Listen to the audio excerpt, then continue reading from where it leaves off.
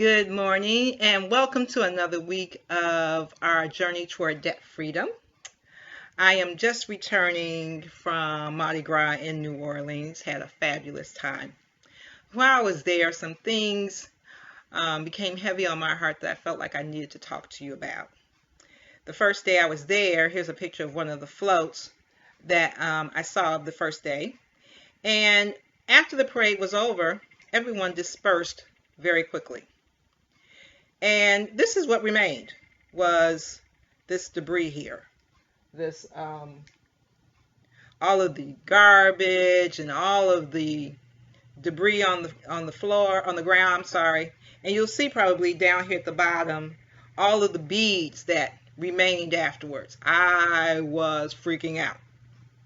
Because I'm thinking, okay, a few minutes ago, we were all had our arms up and we're saying, me, give me some bees, give me some stuffed animals, give me some stuff. And then, less than 15 minutes later, when everyone dispersed, I saw all the stuff on the ground and I was horrified. And everyone was saying, oh, don't worry about it, Sheila. They're going to come in, they're going to pick this up. It's going to be all cleaned up within an hour. And I'm thinking, well, are they going to recycle the bees? People spent money on these beads. They didn't. You'll see that they have the workers there, and they had the bobcats and the big garbage dumpsters, and everything that was on the ground went in the dumpsters. All that stuff went in the garbage. And it made me think about some of the things that I'm always talking to you about spending money on stuff. Those beads cost somebody a lot of money. That could have been a meal for somebody. That could have been a meal for a family. That could have been a mortgage payment or a car payment. And it went in the garbage. But it was stuff. Anyway, it was stuff. And people were frantic for this stuff that now is worthless. Because guess what? It's in the garbage. So today, I'm trying to get to the next screen. I want to share with you a little story of a life-changing event that happened for me.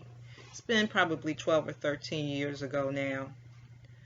I was going through a really, really tough time in my life, and one particular night, for whatever reason, I couldn't sleep. And for whatever reason, instead of getting up and reading a book or whatever I would do, which I didn't have an iPad at the time, so it wasn't that type of thing, I turned on the TV. And most of you that know me know that I'm not really a TV watcher unless it's like something special that you all have gotten me caught up in.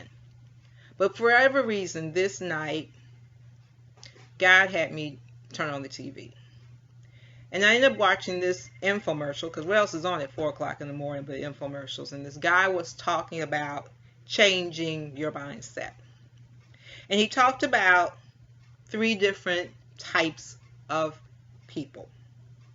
There's the poor-minded person, there's the middle-class-minded person, and there's the wealth-minded person.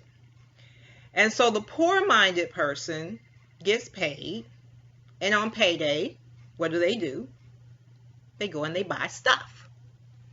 They get their hair done, get their nails done, buy an outfit, maybe get some jewelry, go out to eat, spend some time with their friends. And then on Monday morning, what happens?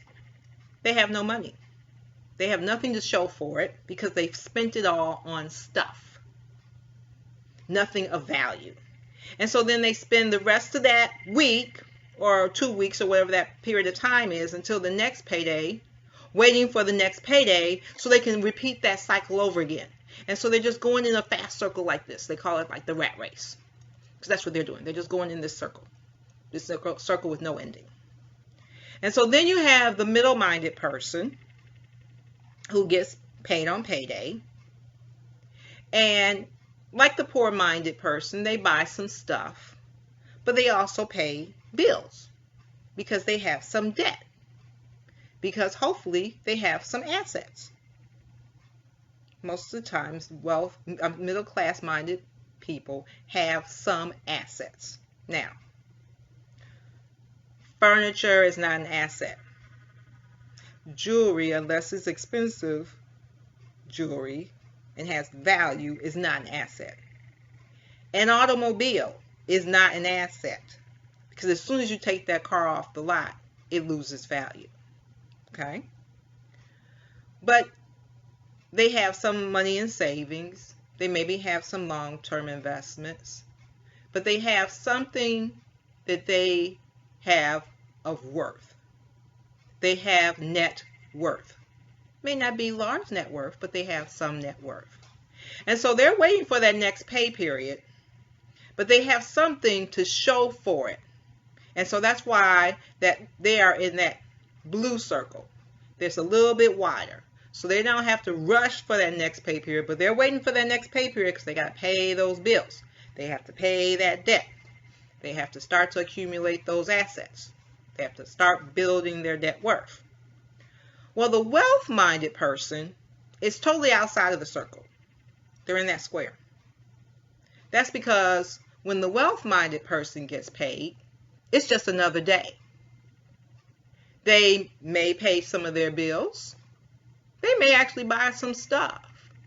But they're not waiting for that next pay period because their portfolio is ordered. They have a system in place. They have a plan in place. They are able to live their life in peace. Remember in the beginning I told you about my goal in life is to be at peace? They live a life in peace. They're not in any circle. They're not rushing around. In fact, what they're doing is they're watching you rush around because you're working for them. They are leveraging off of you. They have debt, but their debt is to buy assets. So they leverage off of other people's monies, off of other people's assets in order to gain assets for themselves. The gentleman that was talking that night was Robert Kiyosaki, and I was blown away by his conversation that night. The next day I went out and I bought his first book, and I was getting ready to go away on a business trip, and I read the book like in a day.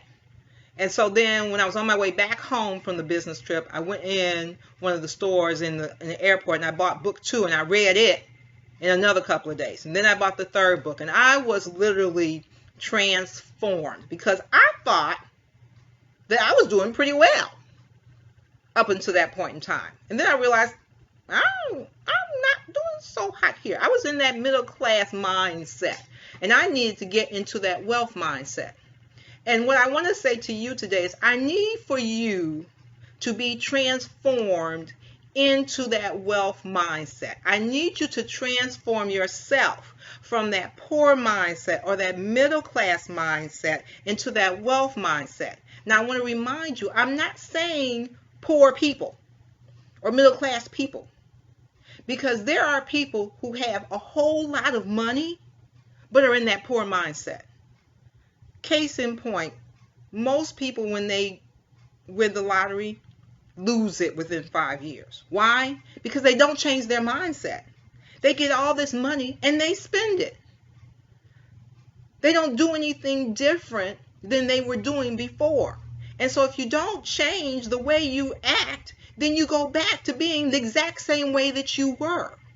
So what I'm saying to you is you have to change the way that you think. Now, here's what I love about God.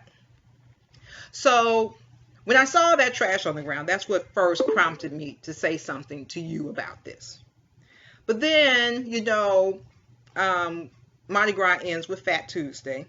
And the day after Fat Tuesday is Ash Wednesday. And I do always fast for Lent. And I meditate and I pray during the Lenten season. And so this year I have started a devotional called Rethink Your Life. And for yesterday it was Isaiah 55, and I want you to read Isaiah 55 because it talks about changing your mindset about what you do in your life. And it placed on me that I needed to talk to you about this because many of you say that you're struggling with the 10% for the savings and the 50% for the debt and reducing your spending. And it's because you haven't changed your mindset. Now, here's one of the things I was thinking the other day, because one of my dear friends, and I won't say her name, she always says, I can always tell when it's Lent because Sheila loses all this weight. And it's true, every year with Lent, when I fast, I always have this large drop in my weight. I'm not trying to do that, but because I'm fasting, I do. And then I'm always trying to figure out, okay, then I gain it back, and I'm thinking, well, why is it that I can't continue to do that when I'm not fasting? And I realized it was because when I'm fasting, I'm so focused on God, and I'm so focused on what it is that I'm doing, and I'm so faithful to that I don't even think about eating. Like this is like day 3 of the fast, and I haven't really thought about my cravings for chocolate and my cravings for champagne. And I usually don't during my fast. And I realize it's because I'm not focused on that. I'm not focused on the food. I'm not focused on the stuff. I'm focused on God.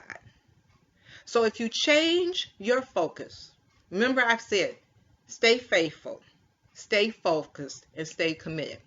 If you're focused on something else, if you're focused on that long-term goal, you become faithful to it and you become committed to it. So I need you to really understand that unless you change your mindset, you're not going to change the way that you behave financially. I really, really, really hope that this is transformative for you. I hope that you will take some time to meditate within yourself on what is really, really important in your life, and that you change your mindset so that you can be more successful on your journey to debt freedom. Have a fabulous weekend, and I look forward to speaking to you soon.